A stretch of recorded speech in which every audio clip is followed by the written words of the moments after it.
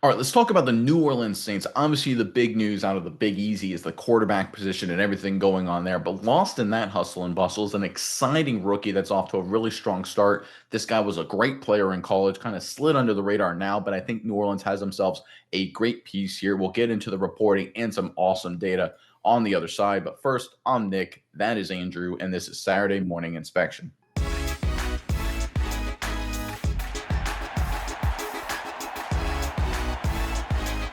All right, the New Orleans Saints obviously made big news when they drafted Chuck in the second round. He's competing with Rattler at the quarterback position. All eyes are on that battle, as they should be, right? Quarterback position is the most important position on the field. But the Saints did draft other players, and specifically in the middle part of the 2025 NFL draft, the New Orleans Saints picked up one of the more underrated players. I know we're a big fan of him on this channel, and that's linebacker Danny Stutzman from Oklahoma. And so far, so good for this young player. Let's get into some reporting, then we'll bring up some data involving Stutzman on the other side. So this was a tweet we saw on X highlighting what Nick Underhill, longtime reporter, really good reporter, our personal opinion, does a lot of great work for the New Orleans Saints.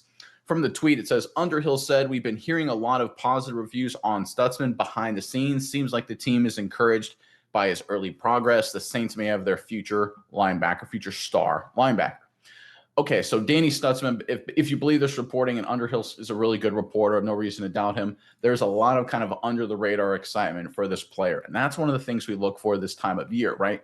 The big news in terms of the social media clips of players doing things in OTAs, right? That drives the eyeballs and that kind of thing. But what really matters is what the coaches feel and believe behind the scenes, kind of the things they don't make so public, but they're like, hey, this guy's pretty good, right? That's when they're talking to their assistants and stuff like that. And that's what we're hearing out of New Orleans when it comes to Stutzman.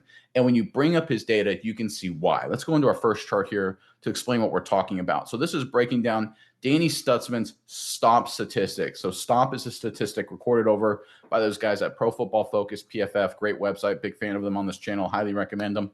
Stop is considered a defensive play, a tackle that was a failure for the offense. So if it's 3rd and 1 and you blow a guy up for a loss of a yard, right, that's a stop, right? If it's 1st and 10 and you tackle him for a gain of 2, that's a stop, right? If it's 3rd and 1 and he gets a yard and a half and gets a first down, that's not a stop, right? It's got to be a win for the defense. So if you look at Stutzman compared to other linebackers, we picked 2 second-round guys and a 5th-round guy to kind of be the comparison here. You can see based on overall stops here, working from left to right, we've got Carson Schwessinger, who was one of the leading tacklers from UCLA, Demetrius Knight Jr. from South Carolina, and Jeffrey Bassa from Oregon, and then Stutzman, of course, on the far right from Oklahoma, selected in the 4th round.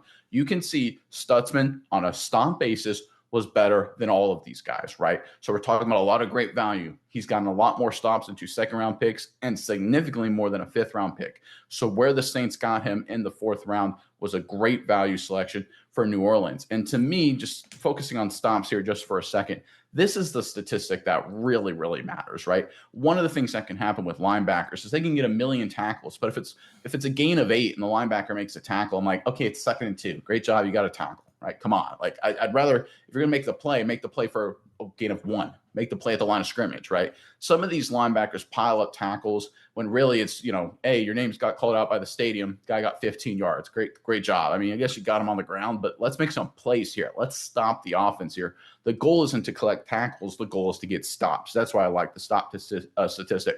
When we break this down even further, though, it looks better for Stutzman. So let's go into our next chart here. So this is a stop per tackle percentage, and this is what I'm talking about before. You can have a bunch of tackles, but if all the tackles are during winning plays for the offense, it doesn't really matter as much, right? But you can see the stops per the tackles they make, that percentage, Danny Stutzman is significantly greater than the other 3 guys I mentioned, right? In fact, the other 3 guys are 50% roughly or less in terms of their stop per tackle percentage, the number of their tackles that are stops. Stutzman is significantly greater. It's over 70%. So this is the guy, almost 3 out of every 4 plays he made in college were winning plays for the defense, losing plays for the offense. That is significantly better than his compatriots. And that's what every team needs, specifically the New Orleans Saints. Let's make some plays, guys. Let's get some stops. Let's get some tackles for loss, right? It's a screen, and let's get them down for a gain of 2, not a gain of 8. Hey, if you make the tackle and it's a gain of 8, you're losing. If you make the tackle and it's a gain of 2, you're winning. We need more stops as a percentage of tackles. That's what Stutzman's providing. And to go into our final chart here, I think this is also very insightful, is stops per snap percentage.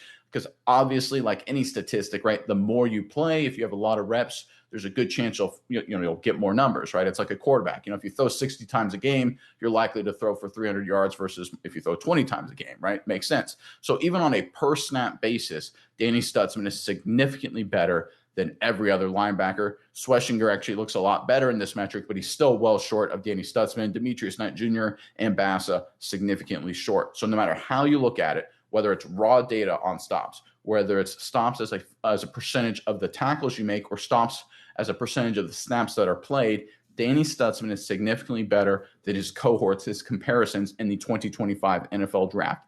He is a playmaker. He's a guy that will help any defense. He was an All-American in college. This was a perfect selection for the New Orleans Saints, and this is exactly why the Saints coaching staff, the Saints brass are looking around at each other like, hey, we got ourselves a player here, guys. They're kind of keeping it on the down low, right? They want to see how things shake out, but so far so good for New Orleans and Danny Stutzman.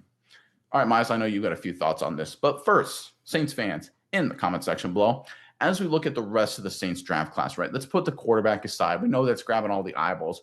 Who do you see as a significant day one contributor for New Orleans, whether it's undrafted guys or draft picks, right?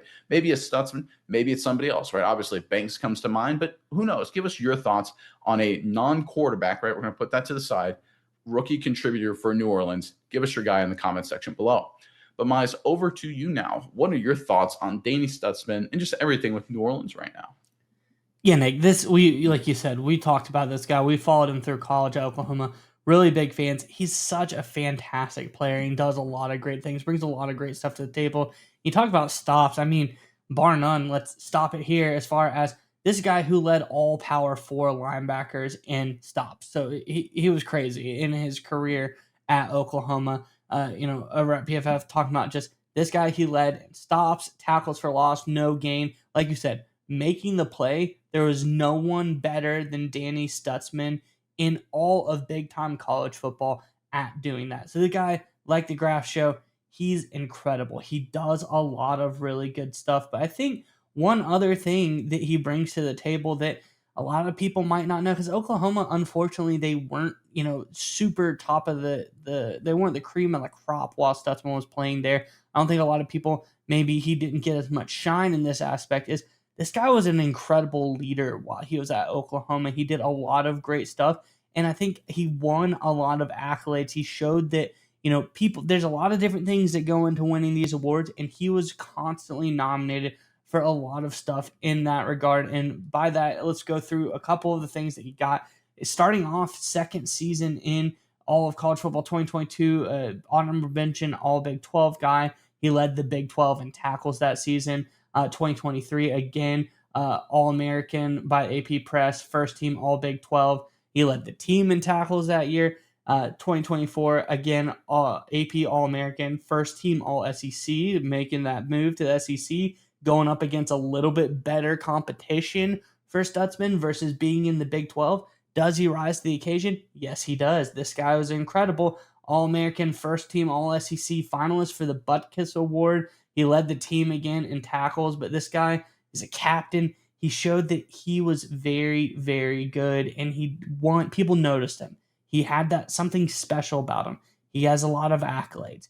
He's got a lot of leadership ability. When he steps out onto the field, this is a guy that can lead your team. So this is a guy that I think he rallied that defense at Oklahoma. Even though the season was going, tough, Danny Stutzman never stopped playing hard. He brought it every single day when they were playing football at Oklahoma. So this is guy, really great leader. I think he's going to be a good addition to this Saints team, because I think this is exactly what they need. The Saints, they've been going up and down. They have the problems at the quarterback position. Who's going to be the next guy? What's going to happen? You're going to have someone new. Someone has to rise up on this team and be a leader and be able to take control, especially on the defensive side of the ball, because I feel like for the Saints, they had a lot of great defensive talent, but with the ineptness of the offense at times, it's hard to play full tilt as a defense. Well, what are we going to do? Give a stop and the offense goes 3 and out, turns the ball over again. We have to go back on the field.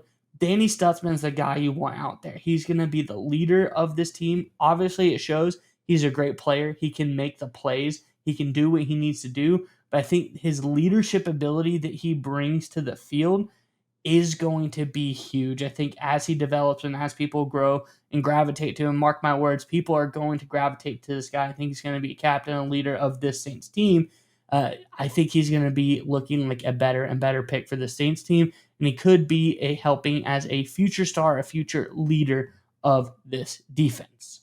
And just one final point on Danny Stetson. We brought up his playmaking and look, based on the analytics and stops, which we prefer. He was obviously outstanding. But in terms of the raw data production, you kind of mentioned it too. It's not that he was just a playmaker who was a reckless guy who was just always trying to make the plays. He had 3 straight seasons over 100 tackles, right? Very durable guy, played 4 straight seasons of 10 plus games. So this is a guy who's played a lot of football, seen a lot of football. He does the dirty work, he does the ugly work, and pairs it on top of being a great playmaker as well. Very adaptive. He has a pick 6, 3 total interceptions in his career, 8 sacks as well. So he can get after the passer in those select situations, even though he is a more traditional linebacker. How he fits into the Saints roster and the depth chart, that remains to be seen, right? We'll let that all shake out during training camp and preseason. And it may be maybe be a year or two before we get Stzman playing significant starter reps, depending on what happens with Warner and everybody else. But the reality is this is a good football player, a good leader, and the kind of guy the Saints need in the locker room, right? You're trying to get a new culture shift, a new vibe with Kellen Moore, different direction, right? With Dennis Allen there, it felt, in my opinion, maybe people watching this video disagree, I don't know, but it felt sort of like, hey, let's keep a little bit of that Sean Payton kind of mentality, that kind of, let's not let that die out completely. We'll just let it'll fizzle out, but let's just not get rid of that. And it just didn't work, right? You need a new era, you need a new culture, you need a new vibe shift across the roster. And Stzman, with his leadership abilities, paired with great playmaking and experience, can come in and be a part of this, right? This was a great pickup by the New Orleans Saints. And because of all of his leadership, his ability to make plays, and obviously what he's showing in OTAs and practice up to this point, I have no doubt the Saints coaching staff, the entire organization, is very excited by this 4th round pick.